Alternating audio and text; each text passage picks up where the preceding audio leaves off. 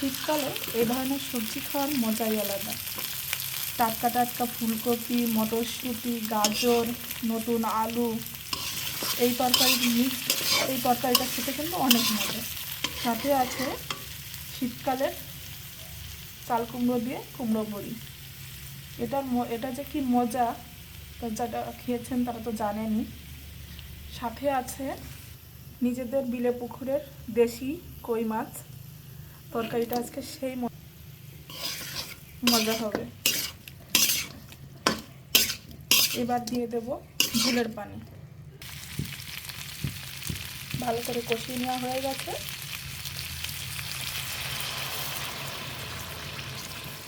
এই তরকারির ঝোলটা কিন্তু একটু বেশি করে দিতে হবে। পাতলা পাতলা ঝোল খেতে বেশি মজা।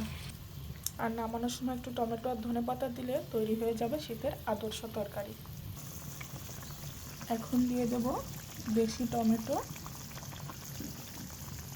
আর বেশি করে দেশি ধনিয়া পাতা। শীতের সবজির আসল মজাই তো এখানে, তাই না? এই হলো শীতের সবজির ফাইনাল লুক দেশি কই মাছ দিয়ে। আল্লাহ হাফেজ।